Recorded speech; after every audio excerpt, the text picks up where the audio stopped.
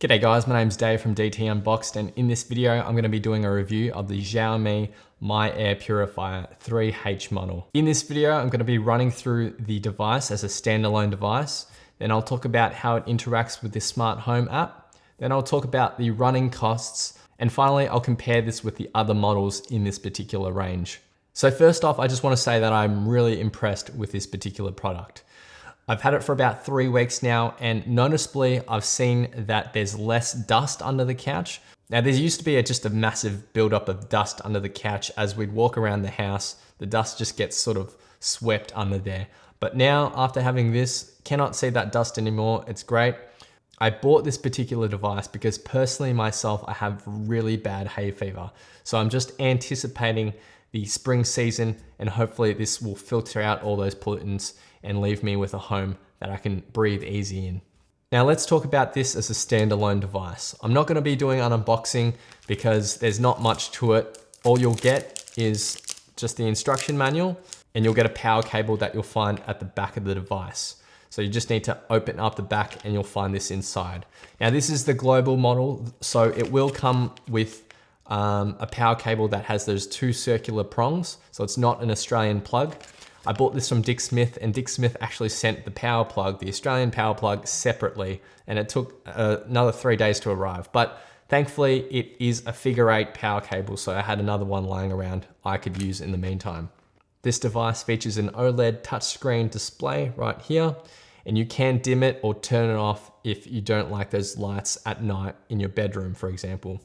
The OLED display will show you the temperature, the humidity, the mode setting, and whether it's connected to your Wi-Fi or not. And finally, this big number at the top, which is the most important one, is your air quality in the room. Now, if you want to get technical, what this number actually indicates will be the PM 2.5 in the air.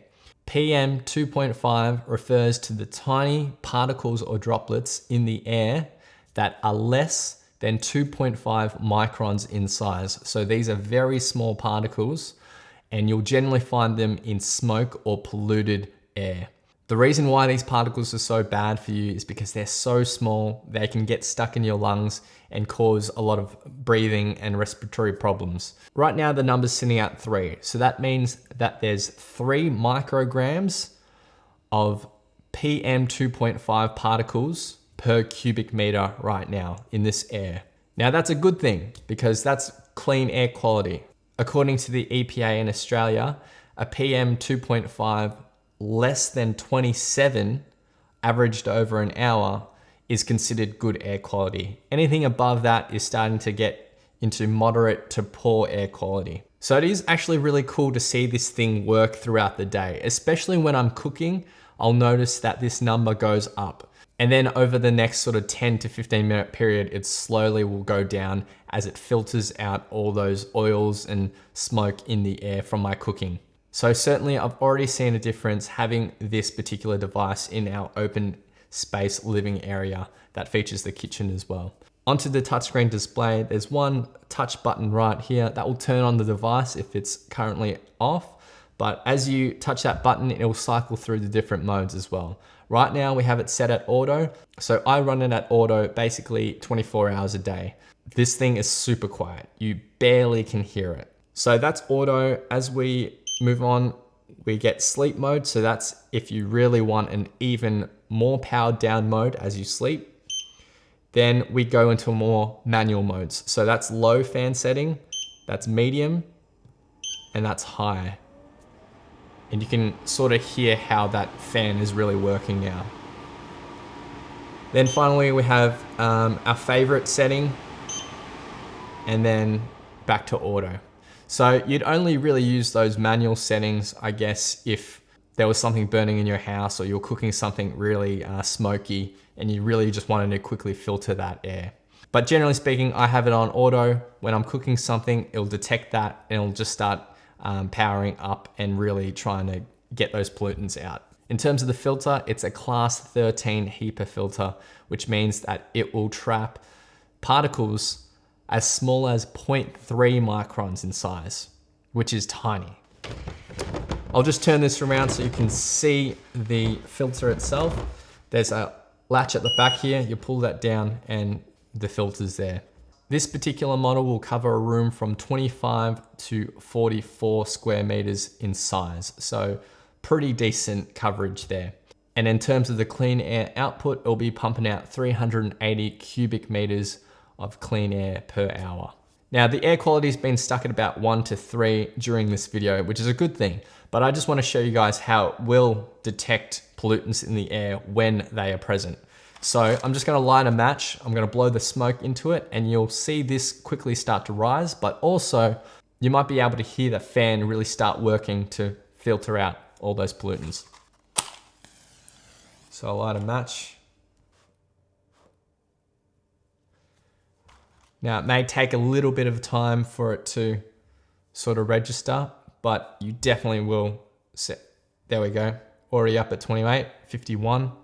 So clearly it knows when there's pollutants in the air or smoke in the air, and you'll see that light, it used to be green, now it's red, indicating that there's poorer air quality currently.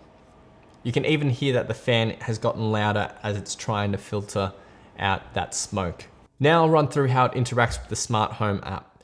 Now with the app, it'll give you the same readings on the display. So we've got the air quality there, temperature, humidity. You can turn it on, turn it off. You can set different modes, but it'll also show you the lifespan of the filter right here. So 91% estimated lifespan is 134 days. You can schedule the power on and power off of the device on the app. You can also turn the lights on or off, parental controls, and notification sound.